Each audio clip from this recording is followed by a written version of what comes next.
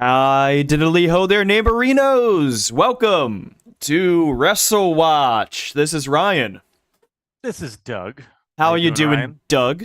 I asked you first. Oh, well, oops.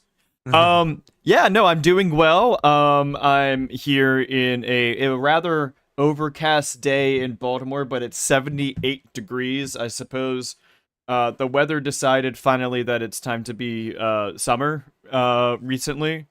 It's kind of Yes, weird, but it's not bad hit either here. Have you been watching a lot of the WrestleMania week shows? no. um I usually just because of the cost of it all, I usually wait until after the week is over to catch out most of the stuff. Like last year I went to a few of the shows because it was in Philly and I was just able to drive, a couple hours, an hour and a half up 95. Uh but yeah, I did watch I watched Bloodsport though. I didn't watch it all, but I watched a chunk of it.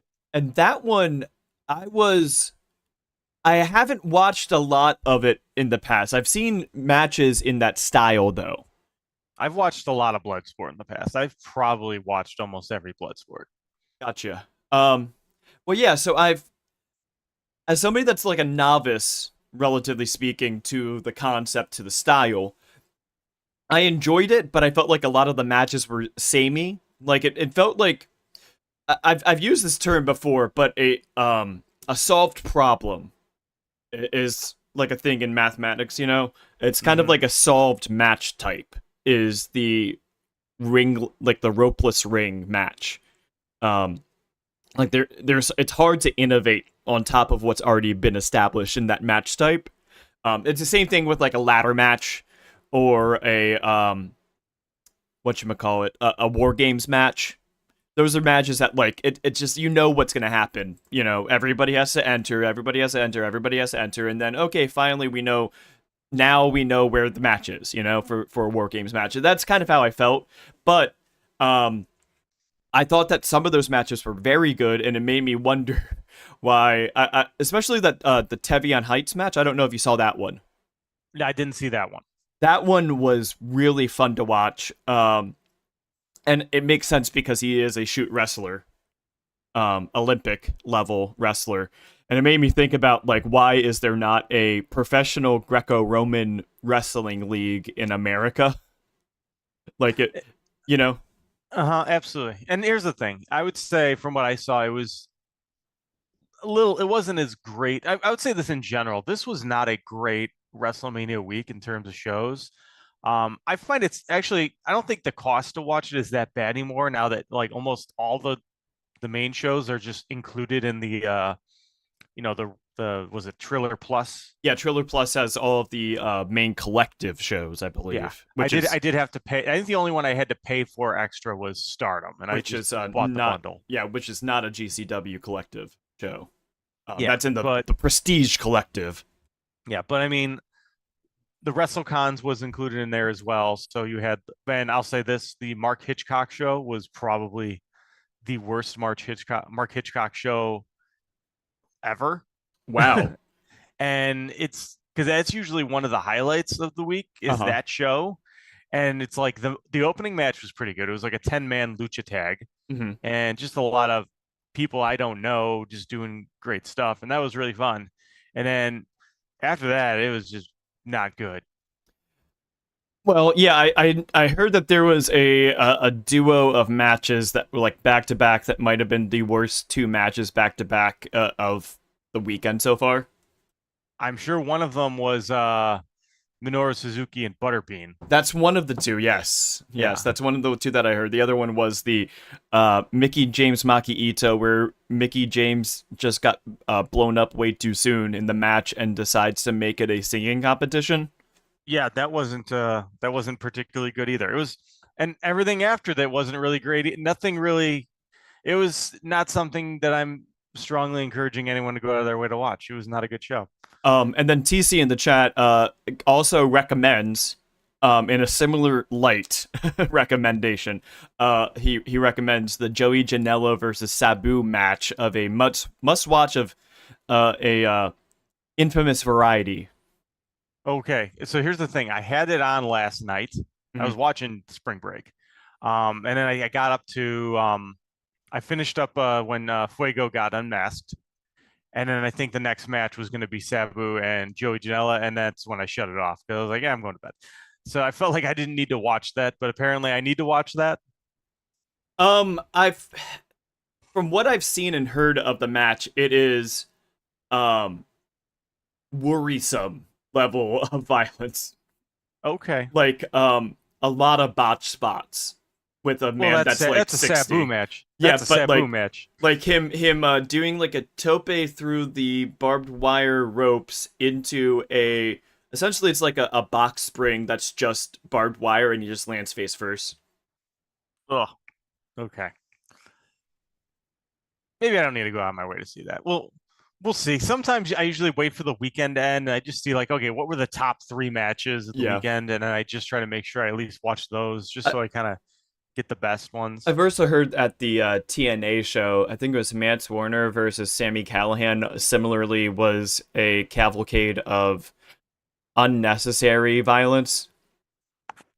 Yeah, those are two people I don't particularly find myself gravitating towards their matches.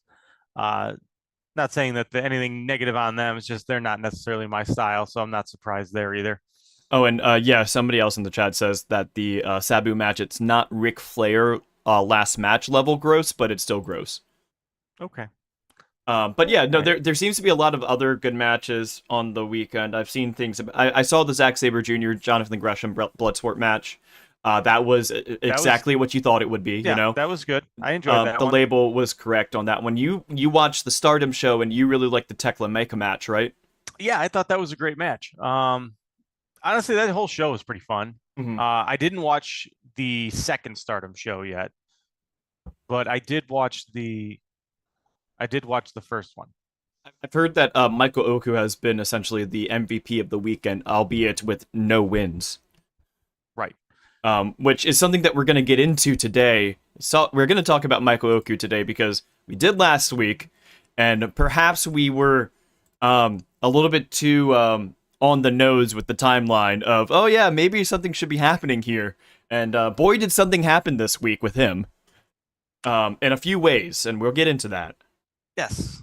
So I think we'll jump right into it. So why don't we get started? So first off, you're looking at the screen right now. If you're watching on video, this is the current pro wrestling free agency tracker that we use. But if you're listening on audio, it doesn't matter because it's disappearing anyway. We'll go over the new one at the end. We're Thanosing it. Yep. Next, a few weeks from now, I might say that we're avoiding it, but we'll get into Thunderbolts talk later. Okay. I think so. You already alluded to the first person I think we're going to talk about, and that's going to be Josh Alexander. Yeah, Josh Alexander finally is all elite. He appeared on the Spring Breakthrough edition of Dynamite, episode 289, which got it past Nitro as the longest-running primetime television wrestling show that Turner's ever broadcast in its history. I think that makes it because TNA was only on TNN or Spike for so long. It's possible that I haven't looked at the math yet on the length of time that TNA Impact was on TV yet, but it's possible that Dynamite is now the third longest running primetime television wrestling show now. Yeah, I feel like TNA was probably on there longer. Yeah, it feels like it's been around forever. So we'll see. But it's still an impressive accomplishment regardless. Yes. But obviously at that show, yes, Josh Alexander debuted against Hangman. Yes. Immediately turned heel and joined the Don Callis family, which I think is a great It was exactly what was needed for him. Yeah, I don't think Josh Alexander as the babyface coming in is not going to work. And I think I'm glad that they saw that. They acknowledged that. And so now he's gone from safe jump to confirmed jump. Yeah, there's nothing else to really talk about with that part of things. Although I mean, at least with the part hang on of 1 second. Yeah, go ahead. I have an alarm going off. Let me step away for a moment. Okay. Yeah, as far as the the fact that he is signed with AEW, that obviously makes it a confirmed jump. There is plenty still to talk about with Josh Alexander if this was the right call for him. I believe that he hire Barry Bloom. Is that accurate? Or Yes, yeah, he was a Barry Bloom hire. So once again, it seems like when these talents not necessarily means that they're going to go to AEW, but it means that when they hire Barry Bloom, they're usually trying to just get the best money deal. yeah, And it seems like in most situations, AEW is more willing to outbid than WWE is. yeah, Uh, yeah. so even the situation with Vicaire, where Vicaire WWE was outbid, but she just really wanted to go to WWE, so she went to WWE. Yeah, that was something that came out this week as well. So that's a good like comparison point is that it seems that Josh Alexander, what he had said that he was doing with his free agency was he waited. This is what he alleges is that he waited until his contract with TNA had finished. At the same time, Barry Bloom was getting offers from other promotions, including TNA, of what can you offer to Josh Alexander if he signs with your company. And then once his contract expired, this is what he says. He says that he then started looking at the offers and only then started looking at the offers. So he was just looking, and he said that he was looking for the best money deal, regardless of where that was. Even if it was, going back to TNA, he was open to going back to TNA. It was just that he wanted the best deal possible, especially at his age. He's not old, but he's older. This is like his prime time to get a big money contract for the rest of his life. Like, I don't know if I haven't looked up his age. I don't know if he's over 40, but if he isn't, he's close. Let me double that. Like, he's clearly in that range, that early 40s. He's 37. 37, yeah. So he's closer to 40 than 30. Yeah.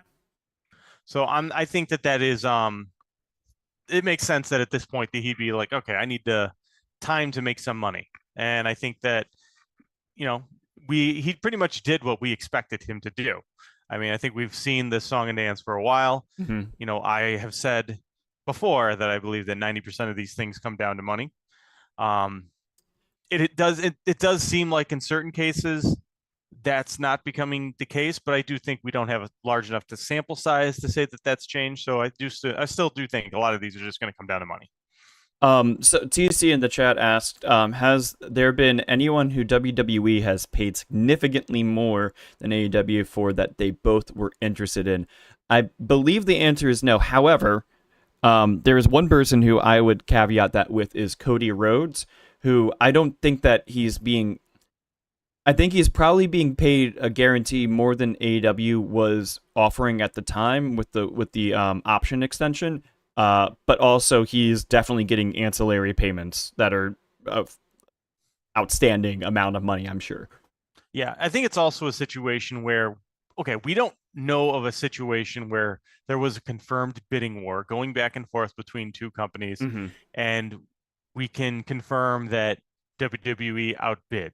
The closest thing we have is Jade Cargill, and we don't know that we don't know that necessarily that AEW was outbid, because from what we were understood is that AEW did go back with another offer, or said they would. I think it was something like they would have offered more, and then she just ended up taking a WWE deal. Yeah, that one was a little messy. I believe the sequence was that first she was talking to AEW. They said, "Here's how much money we would offer you." She went to WWE. They said, "We'll match it." And then she went back to AEW and were like, "Hey, sorry, I'm going to sign with them." And at the same time, they were like, "But we would pay more." And like she still signed. I think that's kind of the sequence of how it went down. It wasn't exactly like a as was alluded to, the Stephanie Vacour situation, where she essentially did that dance where she got an offer from AEW. Here's how much money it is. She went to WWE and they said, "LOL, have fun in AEW." Yeah. And then she signed with WWE anyway. Listen, if she doesn't get pushed really, really hard in WWE after that, that's malpractice on WWE's part, because that's sending a very firm message to a lot of people in their locker room. Yeah. So she'll be a fun test case to watch. So anyway, so Josh Alexander is a confirmed jump. So he is being removed from our pro wrestling free agency tracker. So I think the next one we're going to move on to is one Jeffrey Cobb. Yeah, this has been a bit of a saga, to say the least on it. Um, Trying to synthesize a bit of how this all went down. Jeff Cobb's contract expired in, I believe it was February, which is around the time when all New Japan contracts expire. It does seem that New Japan is transitioning into having more longer term deals. I've noticed, but Jeff Cobb was still having short term deals. The reason for which was because he really hated how things went down with Lucha Underground. They signed into like a 5 or a 7 year deal originally, and even after Lucha Underground ceased to exist as an active promotion, they still held his contract, which that held him up from signing with AEW when AEW launched. He wanted to sign with AEW, so that turned him off from doing any long-term contracts. He also, this is also that part of the timeline is, around 2019, 2018. Going back a little bit in the timeline, just for further clarification, in 2014 he did try out with WWE, and this was a restated story that they would separate people based off of if they had indie wrestling experience or prior wrestling experience versus people that had like shoot athletic experience in general. And even though he had competed in Olympic style wrestling, shoot real wrestling, they put him with, because he had done some training of wrestling, pro wrestling, they moved him over with the people that were the indie wrestlers and told him then, oh wait, actually you're too old, so we're not going to sign you. And that's what led him to do Lucha Underground. And then due to the contract nature in Lucha Underground, he didn't sign with AEW, he went to New Japan. And so he sat in New Japan until this year where his contract ran out. He wanted to look at options for himself now that he is of a certain age, and this is probably the last time that he could get a big U.S. contract. He wanted to come to the U.S. And yeah, he signed, or he agreed to a deal. At the very least, he agreed to a deal with WWE. There's two sides of the reporting. I think that Sean Ross Sapp with Fightful is more of the thought process that he actually signed a deal with WWE and was working in New Japan without a New Japan contract, and WWE just wasn't calling him up to come to the US yet. Mm-hmm. And then there's the side of the reporting from like the Dave Meltzer kind of side of it, is that he came to terms with WWE, had not signed a deal yet, and so New Japan knew that he was likely going to be leaving. Either way, New Japan either knew that he was leaving or was already signed to WWE by the point that they gave the IWGP Heavyweight Tag Team title to him. And then after they did that, WWE brothered them and said, "Oh, actually, yeah, you can't work there anymore. Sorry, bye. You can't even drop the belt." And this, once again, this is par for the course for WWE in a lot of ways. They love to do this. And to me, this isn't necessarily shocking. I do think the reports of the internal roster list, whatever that actually is. That phrasing stuff from Sean Ross Sapp is so confusing, because he will at one time say that there is an internal roster sheet in WWE, and then he will dispute claims that there's an internal roster sheet at WWE. It's very confusing what he talks about with it. I would just say I'm just going to back out again. Yeah, absolutely. So but regardless, we feel pretty confident that he is clearly out the door. He's vacating this belt and he's going to WWE. We had everything indicating that, so I think it's fair at this point to say that he is a safe jump. Mm-hmm. And the committee agrees, so he's going to be a safe jump. Yeah, this is just easy to say what's going to happen here. Yeah, these aren't ones where we need to necessarily go back and forth on, oh, what do you think? Because I think we know. We have a comment question from TC. This is kind of New Japan's fault for giving belts and setting up a major title program with somebody that's under WWE contract. Do you agree with that statement? Yeah, I mean, I kind of do. At the same, it's like, it's a weird thing, because it's like, you don't want to sit here and say, Uh, no, you know what? it is their fault. They should have known better. They really should have known better. I mean, they knew, It's a bit of Charlie or Brown syndrome. even here's the thing, even if they didn't know that he was effectively under WWE contract or going to WWE, it's like they put the belt on someone they didn't have under contract. Yeah. So it's like, so right there, that's a big issue in general. Hmm. Okay. So the next one that we're going to talk about is the Good Brothers. Yeah, speaking of New Japan, possibly, you were at this show, the Windy City Riot show, and I don't remember. Did you notice this video get played or no? So here's the thing. I was like right under the video screen to the point where I had to like crank my neck up to even see it. Hmm. You know, so it's like I couldn't really see. I also couldn't hear a lot.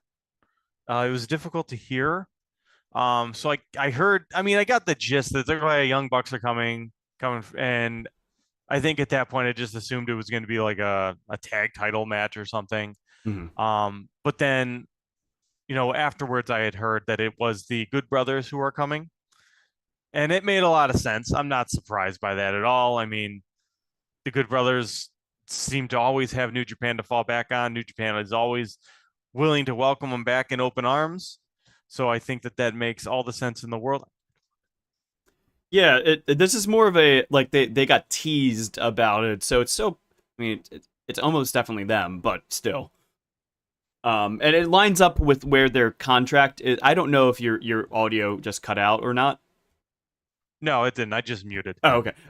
Yeah, it lines up with their 90-day notice of release. Also, I think it's like a day or two after their 90 days notice with WWE.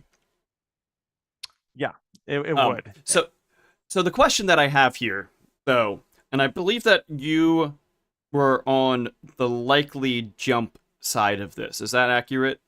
That is accurate. Yeah. Um, the tempering that I have on it is something that I see here in the chat as a note. Strong doesn't count, and I refuse to believe they're showing up in Japan. Is the comment. Do you think that this is just them freelancing for a Strong show? Do you think that this is them formally signing again with New Japan? Do you think that this is them possibly heading to AEW? I think they'll absolutely go back to Japan. Okay. Yeah, I don't think this is just Strong. I mean, they've gone to Japan. They like going to Japan. They'll go to Japan again, I think. Mm-hmm. And I don't. Okay, because here's the thing. I did say likely jump, and the reason I'm not like full board, you know, oh, this is a safe jump, is because as you said, we don't know if they're just going to freelance it, if they're actually going to go under contract.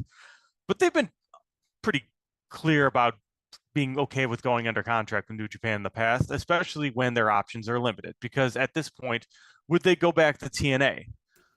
I don't know. I mean, it's kind of doubtful. This TNA, I don't think so. I mean, I don't know what this, especially after they just got. We haven't really seen too many situations where someone gets released from WWE and then immediately gets signed by, you know, tangentially related company TNA. The ones who are there now were signed before all that happened. Yeah. AEW, I don't see happening. They didn't want to sign them the last time because there was still bad blood there. I don't. I mean, they could, but I don't see them. I don't see a spot for them in AEW. And frankly, if they were, I don't think they would have been doing this Young Bucks thing in New Japan as a debut. Although at the same time, Kenny Omega's re-debut was in New Japan. Sure, but I feel like that's also it feels like that's something Kenny would have wanted. That Yeah. seemed like I'm going to Japan and you can't tell me not to.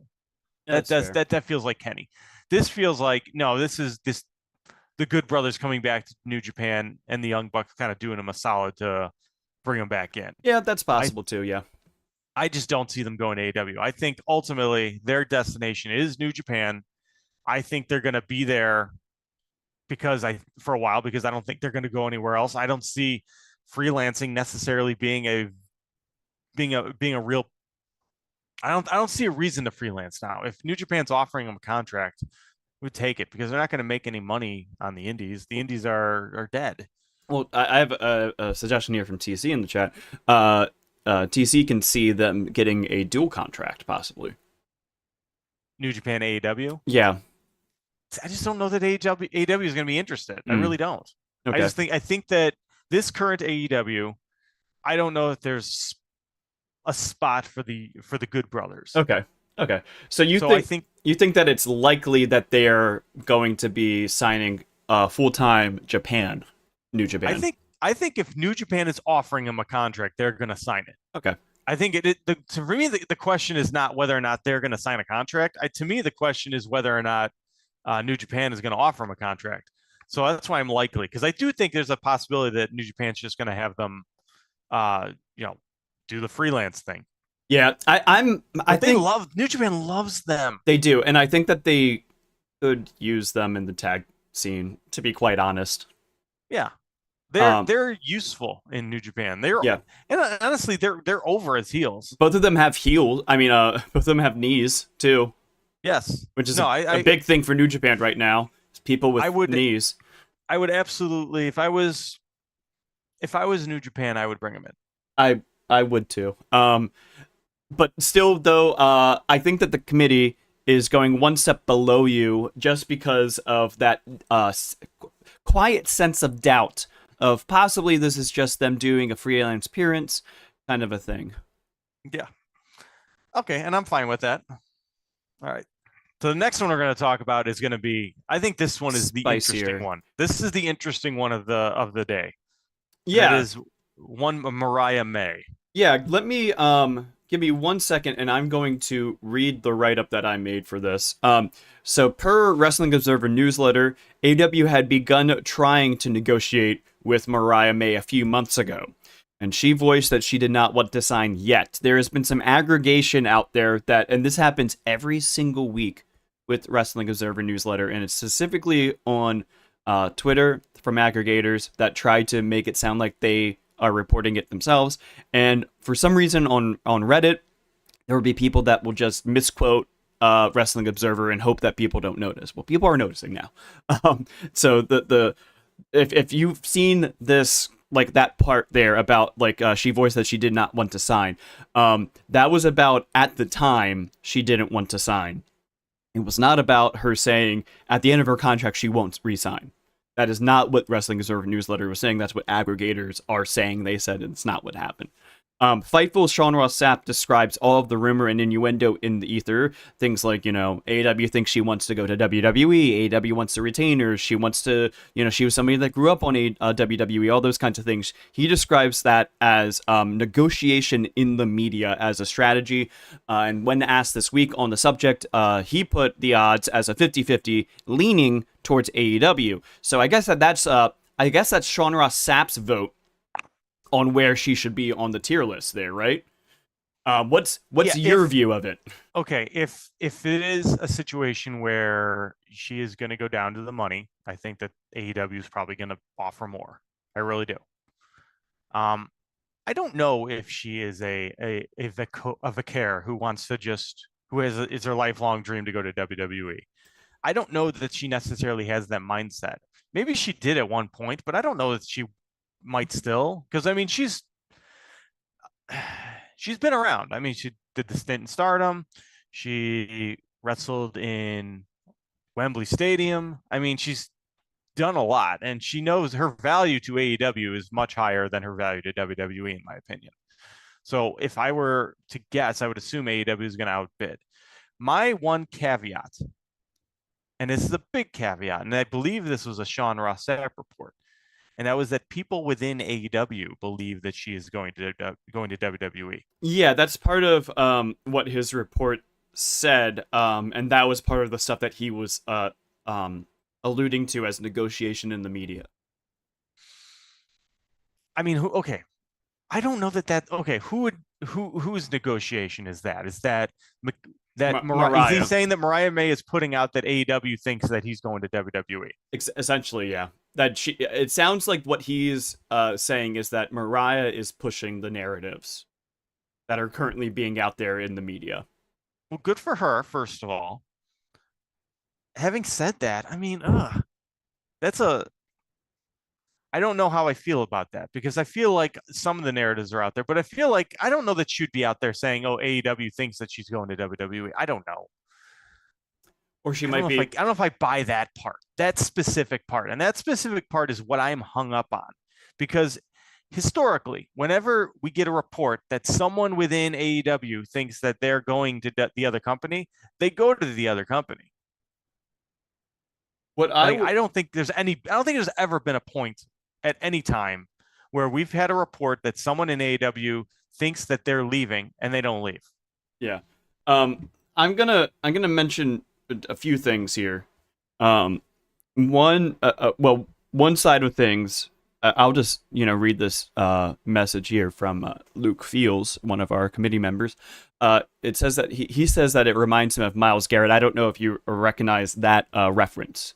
Um, I do not. it is an Please. NFL reference from this past offseason. Myles Garrett is one of, I would say, the top three defensive linemen, edge rushers in the NFL. He was playing for the Cleveland Browns, where he was drafted originally, and he released a statement that was essentially, it reminded me a lot of the LeBron James, my decision kind of thing.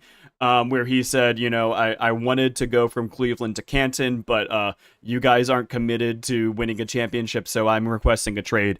And then around, I would say like 2 or 3 weeks later, he re-signed with the Browns for the highest paid non-quarterback contract in NFL history. So, I think that could be the scenario here. I understand why you're comparing it there. Because it is a situation where, like, if somebody an idea of where they want to go, and they're stating, oh yeah, like, this is my dream, this is where I wanted to go when I was a kid and everything, and then, oh wait, no, but you're gonna offer me money, I'd love money too. Yeah. I mean, and here's the thing. I'm just trying, all we can do is look at history and try to find patterns. Yeah. And that's a pattern that I see. So I'm going to stick to that pattern until I see otherwise. So I'm going to say that she is lean jump. I think she's leaning towards WWE in my opinion. One of the other things I wanted to mention here was speaking about looking at history a little bit, and where she started in the UK Indies and how she started in the UK Indies. She started 2019 in the Indies, in the UK, which was a bereft time for independent wrestling actually existing in the UK, because that was when it was really being gutted by WWE. And then she, tried to make the pandemic work, and she couldn't find any work during the pandemic until 2021, summer of 2021. She didn't go to Stardom then until 2023. From what I know about her as a person and everything like that, it would not surprise me for her to be somebody that is looking out for whatever makes her the biggest star possible. Might not be money with her. Mm-hmm. It's more about her being looked at and viewed as the biggest possible, and being where she can be the biggest possible. And I think the other thing to keep in mind, and this is something we haven't brought up yet, it's that where does she have more to do? Um, You could argue she hasn't done everything that she can do in AEW. She's done most of it for sure. well, yeah. And on top of that, because she won the title, She won a tournament. She won a tournament. She won. I mean, she's done a lot. And then I guess the big question is, okay, from an in-ring standpoint, is she going to improve much beyond what she is right now? I mean, she Maybe. already is better than so many people in the WWE main roster women's division. She is. Like, So in that regard, like I just wanted to tangent that, because I've seen some people trying to compare her to Tiffany Stratton, and the fact of the matter is that Mariah May is beyond Tiffany Stratton. do you think she's beyond Tiffany Stratton? In every measure. Okay. Like I don't know. the only reason why people compare them is because they're both blonde and have boobs. I'm just gonna say that right now, out in the open. That is why people compare them. Their styles are totally different in how they perform. Tiffany Stratton is much more an aerial assault kind of person. Mariah May is much more of a, a little more grounded, Joshi style person. Yeah, she's more mat based. Mat For based, sure. yeah. And like the most aerial that Mariah May goes is missile drop kicks. Like Yeah. the styles are not the same at all. The only reason why they're being compared is because they kind of look similar to certain people's eyes. Um, but even if you were to compare the two by an age basis, Mariah May is far along more in-ring performer than Tiffany Stratton is. I think I don't know if I'll go this. I'll say this. I think it's fair to say that Mariah May is more consistent in ring. She is 100% more consistent. Yes, that's easy to say. Yeah, yeah. I think Tiffany Stratton might have higher highs, and that also could just be how she's presented and how her matches are laid out and everything. Obviously, your mileage varies on how you thought about that Tony Storm match. But for me, I think it's I think that's a questionable take, perhaps a hot take, but I think I'm gonna leave it there. yeah. But I will. Yeah, we have a comment here. Tiffany has half the experience, maybe less, so that's not surprising. Yeah, that's also true. She's only really wrestled within the PC system of WWE, and so she's very like that style of wrestling. Mariah May has wrestled UK Indies, Stardom, and AEW now, so she has a little bit more breadth and experience. Yeah, and I think it's probably fair to say that Tiffany Stratton probably would struggle in a lot of different environments that maybe aren't tailored specifically to make her look great. Yeah. So where she's basically, she's in this smoke and mirrors of the performance center in WWE where, they have like a whole machine working around to make sure that, she looks as great as she does. Yeah. Whereas, AEW is a little bit more free flowing and not necessarily it's a little more raw. It's more raw. It's much more obvious. Not the show, but it's much more obvious, and I'd say that it's much more obvious when somebody is not up to snuff as a performer in AEW, and the crowd is not as forgiving with AEW crowds as WWE crowds. Like if in WWE you have an awkward match, if you mess a move up or something like that, the crowd's very forgiving in WWE. Which I would say is a positive for WWE. Congrats. But I think that the point where I was trying to make here was that I think that, if Mariah May were to go to WWE, I think that people saying like, oh yeah, she's just, well, like, why would she go to WWE? They're just going to send her to NXT. And it's like, no, they would not. No, like, especially if they want to make a statement with the signing. Because this would be a statement signing if WWE does get Mariah May. As somebody that is a former world champion, a major tournament winner in AEW, someone that was presented as a main eventer for an all-in show, regardless of whether she had the main event or not, like main eventer level. She's time and time again been that kind of person, although only in this Tony Storm storyline, essentially, though, at the same time. I think that's a signing coup for them, and they would push her as a main roster signing immediately. And I think the fact that I'm not denying that she's using the media and negotiating and trying to get the best deal possible, but the fact that she's doing that to me tells me she's not going to take an NXT deal. She should not. It's not even like that she would, or like she should not. It's possible that they could offer that just to mess with her, I guess, but like. I think that, like, at the end of the day, I think that AEW's position in negotiation with people recently has been, if you don't want to be here, we're not going to sign you. Even if you're very talented, even if we can offer you the best deal, if you don't want to be here, we're not going to sign you. So I think that if during the negotiations they get the vibe that Mariah just doesn't really want to be there, I think that they'll say, well, here's the offer. Take it if you want to take it. If you don't feel like it, we're not going to do a counter. At the same time, I think that WWE will want to sign her. I don't think that she matters more to WWE than AEW. I think that she matters a lot, though, to WWE for various reasons, including her skills and the PR of signing Mariah May from AEW. Um, so I think that for the moment, I'm still leaning towards stay, just because of as some people have mentioned with the negotiation in the media aspect of it, it kind of does remind one of the Daniel Garcia saga a little bit.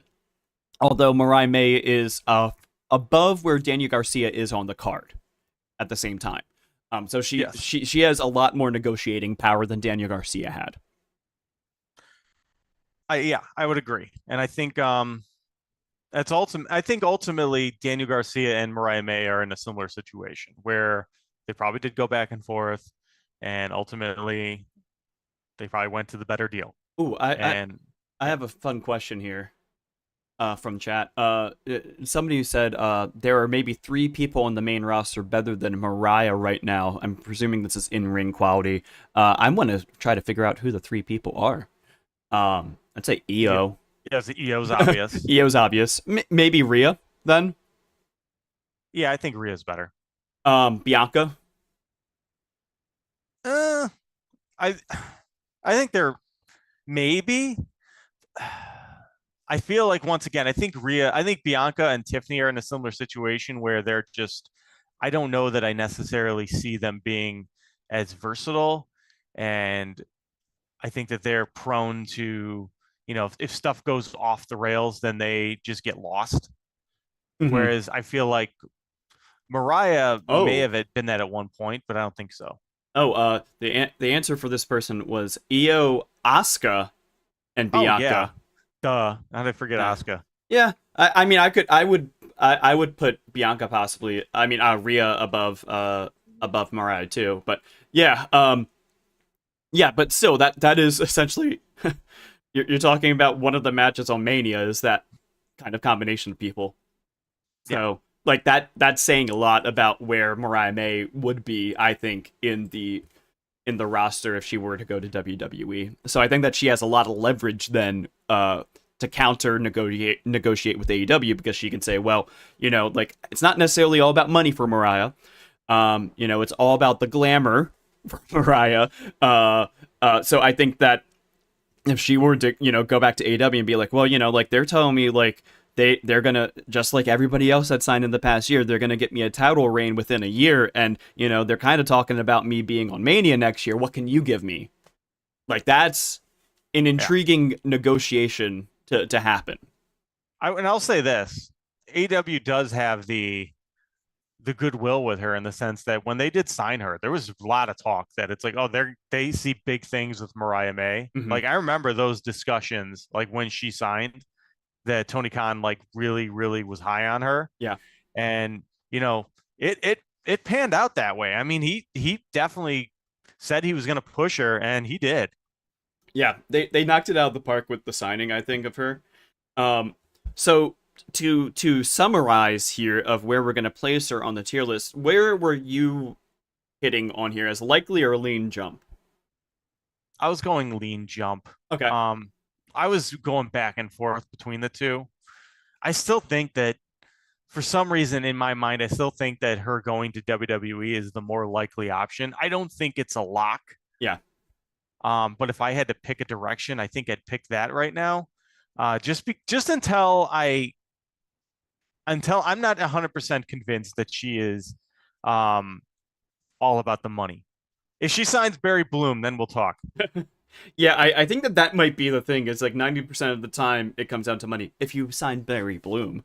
Yes. I think that might be the asterisk on that, because I think that the people that have not signed Barry Bloom, it's not about money for them. Look at like a Kevin Owens, rest in peace. His neck. That's a sad situation, what's going on with him. But anyway, I'm still leaning stay. I think that it is still, I don't know, like I don't know if I would say doubtful, but like, I think it's not as certain that she's going to be jumping. So I would say I would lean stay. And so for that reason, I think it's slightly unlikely. I think that we're going to split the difference between the two of us. How about that? We'll call it a toss up. Yeah, that's what the committee is saying here. They're going to go toss up, which, Obviously that this our discussion kind of shows that we don't exactly know what's going on, so that does make sense that we'd put her at toss up. We have one more comment here from the chat from a user named Can. The WWE is probably more logical, considering if things don't work out for her, she could go back to AEW. But I'm not sure if she stayed with AEW, she'd have the option of WWE. Oh, I absolutely think she'd have the option of WWE if she stayed. I think that if she signs a 2 or 3 year deal with AEW, she would be 30 by the time that the contract ran out. In which case, I think that in the intervening years, she would probably have another high profile women's title reign, probably another high profile All In match, possibly a headline of pay per view in AEW. So I think that she would still have a bit of bona fides, but I think right now is probably the best, most lucrative time for her to be doing these negotiations right now with WWE. I feel pretty strongly, regardless of which company she goes with, in 2 or 3 years from now, I think she's going to be more valuable. I do think that AEW they've shown that they're willing to push her well and present her well, and they've done a great job, obviously. I think that if she goes to WWE right now, she's going to negotiate in a way that she's going to also be, presented very, very well. So I think regardless where she ends up 2, 3 years from now, I think she's going to be in a better spot. I feel pretty strongly about that. Yeah. How about we move on to someone that we were talking about last week? All right, let's talk about Michael Oku. Yeah, so this is fun to me because I guess our noses were itching last week of like, we haven't heard much about Michael Oku. Maybe we need to, move him down the tier list, So we dropped him down to lean stay last week, and lo and behold, then, well, he was signed. He had all these matches for Vegas, right? Yep. He did a bunch of. I think he wrestled 4 matches in one day, or 5 matches in a 24-hour period, or something like that. Crazy schedule that Michael Oku has been doing. So we already knew that he was going to Vegas. Little did we know that he decided to take the flight from Heathrow to Logan, and he stopped in Boston to do an appearance on Ring of Honor. This is notable because this is the first televised match by Michael Oku in the United States. And he is noteworthy. He wrestled one Nick Wayne. He lost in the effort. However, they featured him, as you see on the screen if you're watching along, they featured him on the thumbnail for the episode, and he got his full entire entrance that he usually does in Rev Pro, including the proper placement of all the cameras for the Now We Play at the end. Everything was exactly directed as his actual entrance always is, which is not always the case for guests that come into AEW to do matches, just to appear. Even if they're not getting a jobber entrance, they might not get their full produced, directed entrance that they do on the indies. At the Progress show in Vegas that happened after midnight, Vegas time, very late, he lost the match challenging for the Progress belt. Again, he was not invited by WWE for the tryout that they held in the UK recently.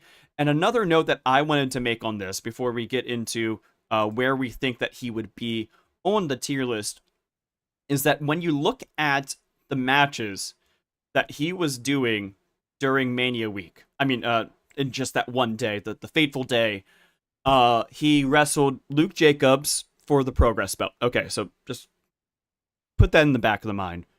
Because the other match that he did was Prestige against El Phantasmo. He wrestled in a tag match on the Mark Hitchcock show that you were talking about, where he is on losing side, but against TMDK. Then on the Defy show, he wrestled Evil. Do you see a pattern there of the kind of people that he is wrestling on Mania weekend? Yeah, that's a lot of New Japan talent. Yep, and he did a pit stop to do a show with Ring of Honor. I think that there's a little smoke there.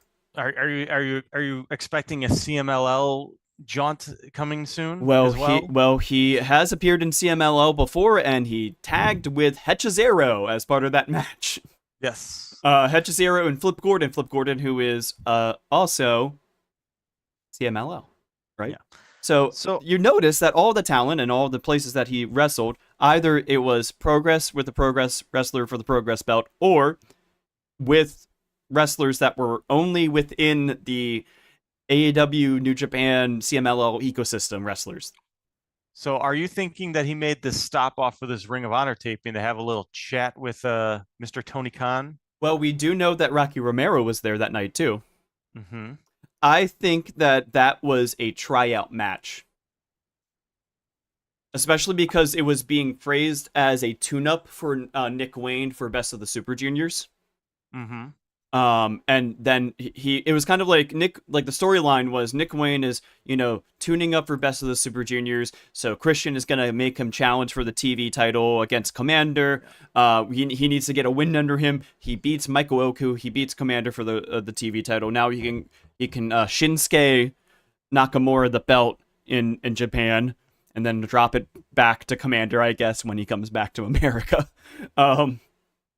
But yeah. And there's two uh there's two New Japan competitors. I'm sorry, two AEW competitors in the tournament this year. Nick Wayne and Kevin Knight. Yes. And Kushida's also been referenced on Best of, on AEW TV recently, which is fun to me. Mm-hmm. But I mean, I'm seeing. You're seeing the dots being connected here? Yes, I'm seeing the dots that you're trying to connect, and it makes sense to me. Here's my question. Okay. Do we know that this guy wants to leave the UK at this point? We don't know, but we know that he has discussed with AEW in August. Okay. Because that's my other thing. It's just like, are we sure he wants to go? Mm-hmm. Because it does seem like I'm seeing a lot of breadcrumbs, but now it's just, but we've been seeing these breadcrumbs for a long time, and they're getting a little stale. Yeah. So this is definitely freshened it up a little bit, and it's making me think so. So it's enough that I do not put him on the stay side anymore. I would move him up to toss up at this point. Yeah, that's kind of as far as I'm thinking about this too, to be honest. Even though I've said all those things and I mapped it out, and I'm Charlie Day right now pointing to all the dots, and Pepe Silva is one of his opponents, I believe, this weekend as well. It is something that is a lot of breadcrumbs, but although we have a comment from Jonesy in the chat here, maybe Oku isn't jumping, maybe they're trying to elevate RevPro in the alliance, because they did mention RevPro as a partner promotion for CMLL Fantastica Mania, which is essentially now a week-long event this year, where you're going to have the AEW versus CMLL show on Tuesday, you're going to have Grand Slam on Wednesday in Arena Mexico, and then on Friday is the Fantastica Mania card, which is going to be featuring not just New Japan this year, but all of the Wrestle Dynasty promotions plus RevPro. Yeah, and honestly, with Monet having the women's title, tightening up relationship between RevPro and AEW a little bit more, wouldn't surprise me if that's what's going on here. Yeah, they even mentioned him as the RevPro champ on the broadcast for the Ring of Honor taping, for that matter. But I like the I like the theory that you have. I want to go with your string theory here. Yeah. Okay. Well, how about we just put him right back where he was last week as a toss-up? Yep, that's fine. Listen, that's what this is about. We move people down and up and all around week by week. It's not a problem. Yeah, I think that at the very least, I think that this is a little bit of a trial to see him with New Japan talent, with CMLL talent, wrestle within AEW, all those kinds of things. At the very least, I can see that as the case.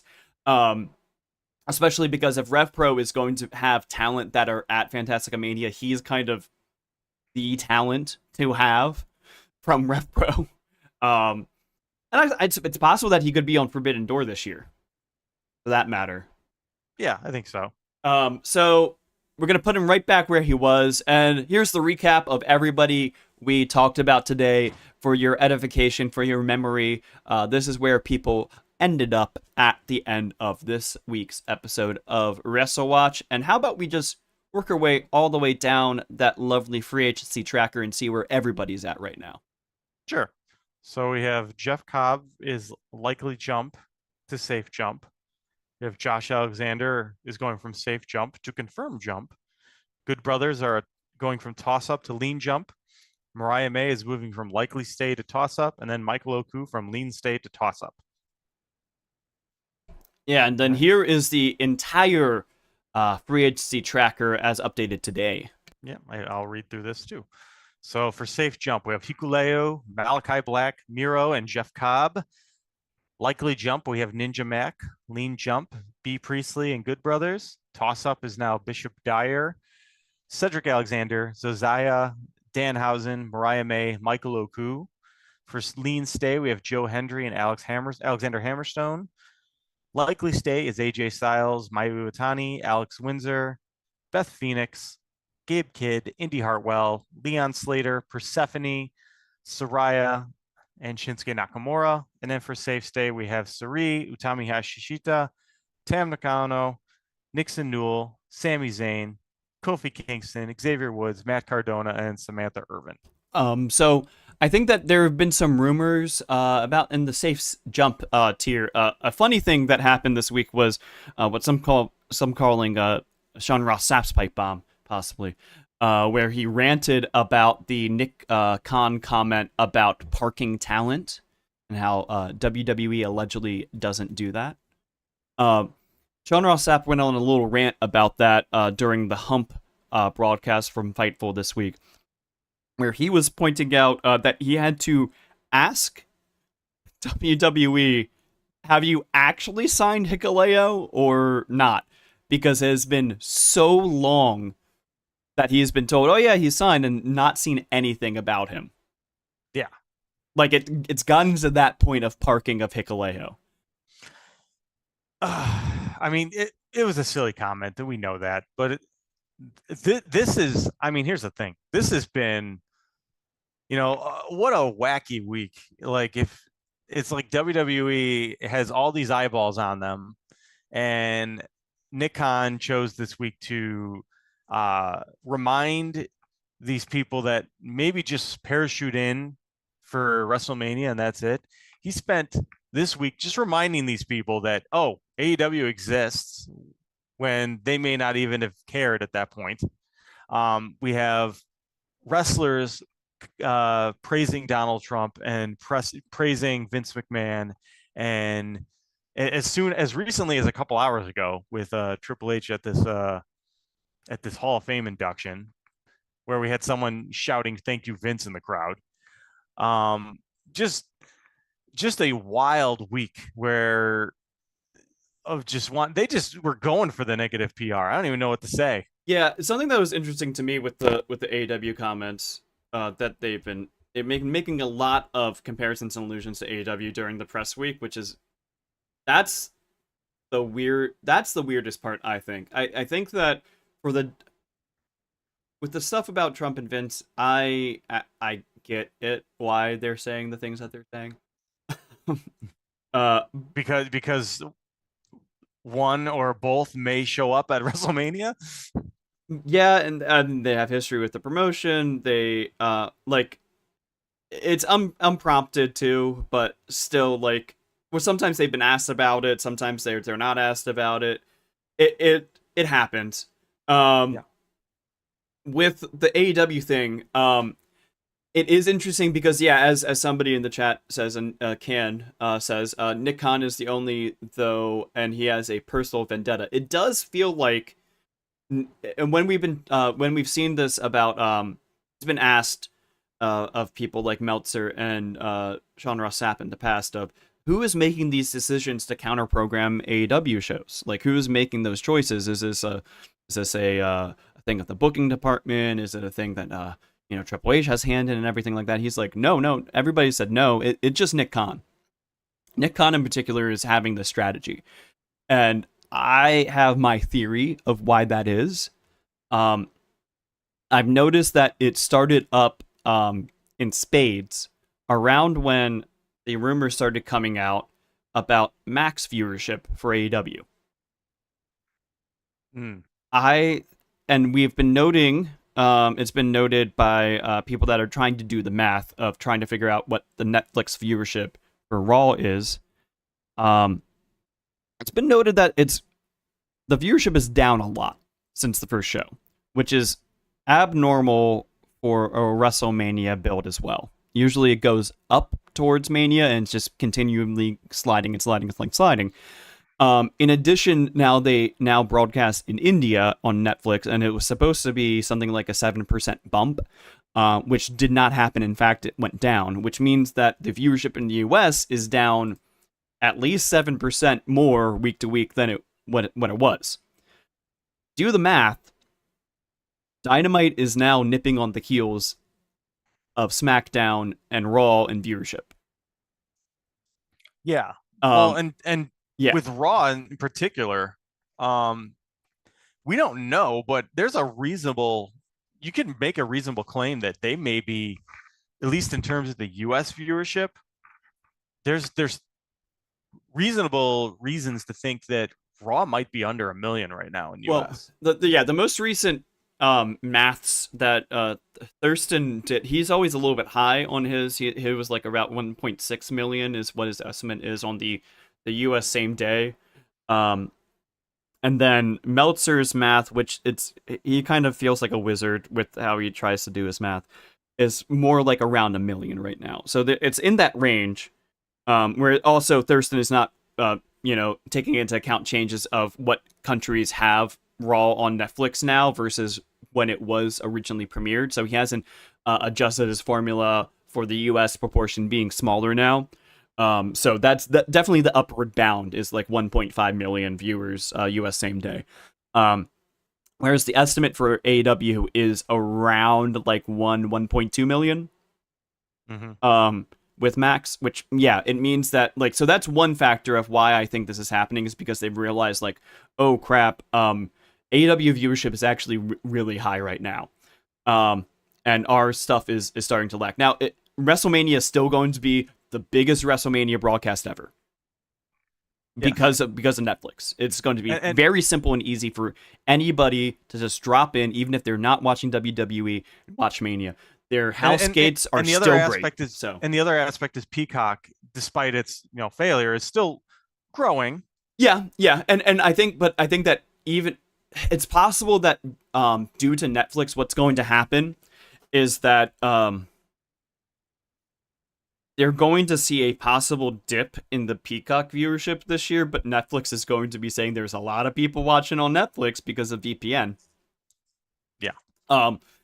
And then the other factor of that is, that Dynamite outlived Nitro. So in the time that they were able to kill WCW off, they were not able to kill AEW. I think that's I think a lot of they're saying a lot of stuff. And maybe this is just like they're saying all this stuff just because they want to flood the media with whatever they want to, so people aren't talking about AEW in a positive light. But they're doing it in a way where people are talking about WWE in a negative light. And I don't know that that's necessarily what they want to do either. Oh, and just to respond to this comment from Canada in the chat, do you guys believe the 500K max viewership? So this is a very interesting thing that I've tried to point out because so the math that SES Scoops did was they did the first few steps that Thurston does with the Netflix numbers. He received this is how many hours that people watch AW, and then he divided it by the minutes per show, and it averaged to 500,000 households for the 24-hour period after a show aired. So Lifeless same day, or Lifeless 1. The thing is that he didn't do the next step of that, which is then multiplying the households by the viewers per household. So it's actually 685,000 on average, not 500,000. It's actually more people. Yeah. And this is I believe that the sourcing of it, people haven't disputed that he had the source. But at the same time, other people that are in the know have not been able to get that information. So it hasn't been verified by other outlets, but other outlets like Andrew Zarian is pretty plugged in on things like this. He said that he has not been able to get the numbers, but he hasn't heard anybody say the numbers are not accurate. I think that's a big key right there. It's like if this was wrong, you know that someone in WWE would be finding a way to leak proof that this is BS. You would hear Netflix especially saying this Yeah. is BS. Yeah, like the fact that they're quiet, they're silent on this is very, very deafening. Essentially, yeah, essentially Dynamite doubled viewership after going to Max. It's like 60% up since going to Max. Not a full doubling, but about 1.5 times as much viewership after going to Max. Yeah. It is crazy though. Yeah, I mean, here's the thing to keep in mind. It's like there was a lot of weird, because AEW in particular and Dynamite had a lot of weird like shadow viewers, because obviously they had the piracy that everyone else has, but they also had this weird thing with AEW Plus that people would have on a VPN, and there were suddenly when it goes to Max, and I think this is something unique to AEW, when Max was an option, there was a lot of people in the US who were maybe using the VPN and using AEW Plus that suddenly stopped using that and then went to Max instead. And when we always factor in these viewership numbers, we never ever consider AEW Plus. Yeah. So with the way that Nielsen works, sometimes, so here's the how it works. Somebody has a little reader that every single television broadcast that you watch emits a tone that you would not be able to notice necessarily, that tells the receiver that you're watching a certain channel. And then it uses that to then estimate the viewership over the wider audience by having demographic information for every person that has a reader. The thing is that this doesn't work if the broadcast that you're watching doesn't emit that signal. So if you're watching it, if you're in the US and you're watching using Fight on a VPN, you're not getting tracked, because the Fight feed is not the same feed as the TBS or TNT feed. And this is the same case with WWE for that matter too. For that, just to be very blunt. So like if you were to watch SmackDown in the US, right, but you were watching Netflix for it because you had a VPN, it will not emit the same signals that you would have from the USA broadcast. So it's also, so note with all this that USA SmackDown is probably doing better viewership than people think it is as well. Just because of people that are VPNing or watching pirate streams or whatever for SmackDown. Raw viewership is a little bit harder to then like have that argument about, because there's only one way to watch it in the US, you know? Like you could get a pirate stream, but like people are just going to just flip on Netflix, you know? Yeah. And I think that's the big thing that I think we want to talk about, is that AEW is unique in the sense that it is kind of casting this wide net with cable, with Max, where it's getting a lot of different people watching a lot of different ways, where WWE has kind of gone the other way. Yeah, I think that recently WWE has balkanized the way to watch their product, which has kind of hurt the like that's one of the ways that the WrestleMania build has felt a little bit lacking this year.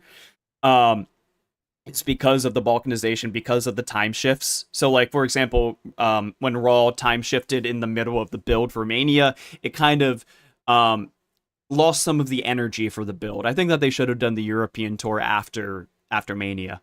And same thing with the SmackDown episodes then, because you had people being able to watch live on Netflix, and then what's their incentive to then, you know, maybe they're going to get spoiled by the time of the USA broadcast. Maybe they've already watched it by the time of the USA broadcast. I know that this is getting a little bit weedsy about numbers and business and things like that. But yeah, so I think that the resolution here is just saying that, like, yeah, AEW viewership is up, and that has shown in pay-per-view buys and pay-per-view ticket sales as well. SmackDown is doing better than people think it is doing at the same time because of the prevalence of essentially pirate streaming of it. Even if you're watching Netflix via VPN, it's not technically legal, but let's not get into it. And then Raw's viewership is down. So that's that. I don't know where we're going with all that from memory, but well, essentially, I think we were talking about Nick Khan's comments about AEW during the Mania build.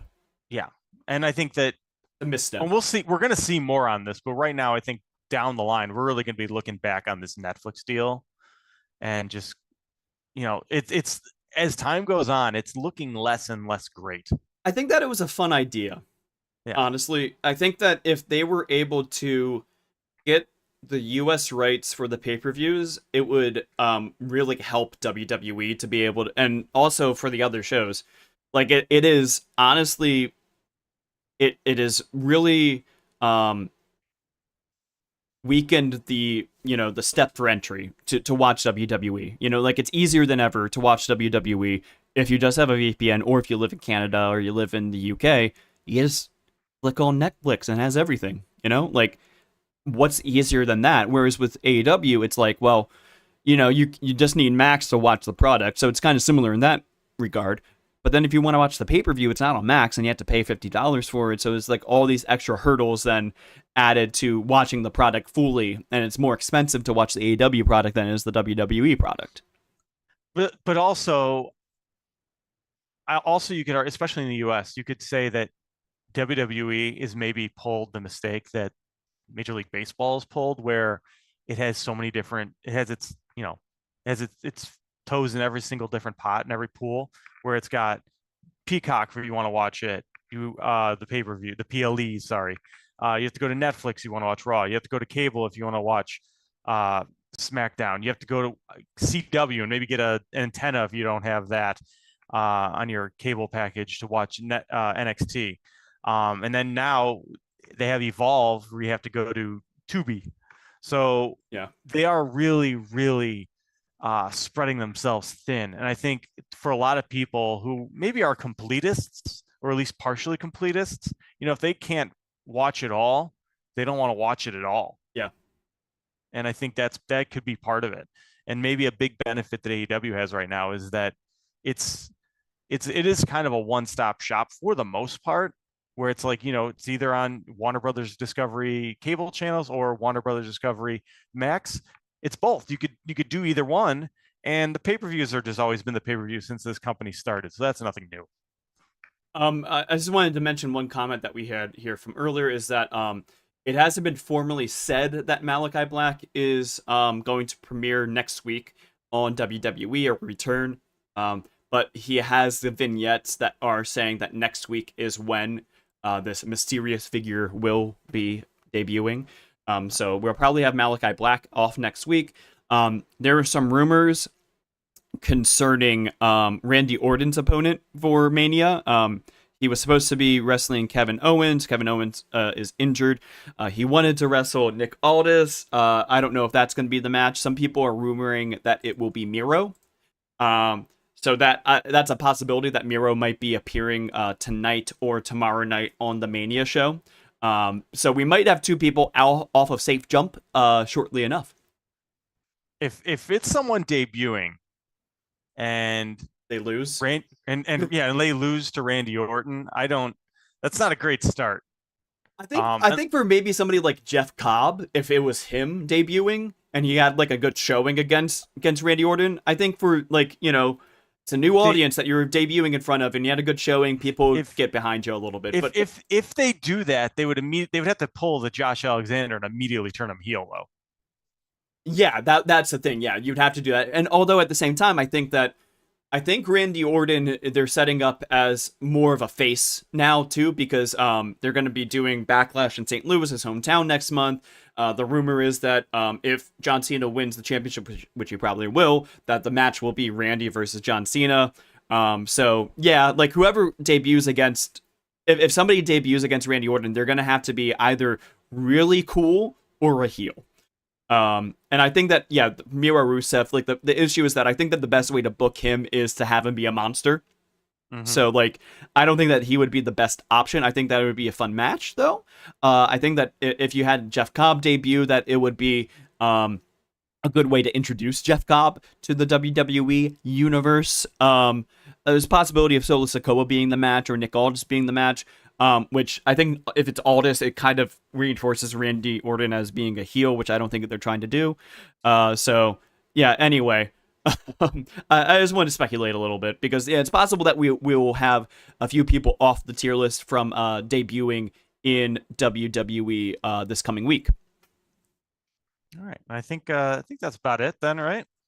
Yeah, that is about it. So, as reminders of where you can find us on social media, if you go to wrestlewatch.substack.com and you subscribe there, we do have long form articles there about wrestling, such as our Match Note series, where we review matches every month and give you what are the top 5 matches we think worldwide every single month there. We also do things for fun, like our report card, where we look back a year later at talent to see how their decision of signing with a new promotion went, and we do things otherwise of that nature. So if you're interested in that, and if you want to help us with our evaluation of talent here on WrestleWatch, if you subscribe on Substack, you'll get a link to our form where you can submit names for us to evaluate here on the podcast each and every week. In addition to subscribing here, please do and like this video if you liked what we had. Yeah, we're on Twitter and Bluesky and in person at shows. Like you will be at CMLL. Yes, there's a CMLL show in Chicago today. I can't imagine there's going to be many people there. I can't imagine that there's going to be many people there that don't speak Spanish. Yeah, I think running a show at the same time as Mania, or no, it's earlier than Mania, right? It's an interesting I guess date to run a show, but I think that like even with the ticket sales where they are in advance, like Latino populations really like to buy same day at the ticket booth. So it wouldn't surprise me that there's far more people than you expect to be there. I'll do a head count. We'll see. Yeah, can you count the T-shirts for us? Yes, absolutely. Yeah. See who's really popular. But with that, I hope that you have a great time at that show, Doug. Thank you. And with that, as I said, I am Doug. And I'm Ryan. And you all have a good rest of your week. Yeah.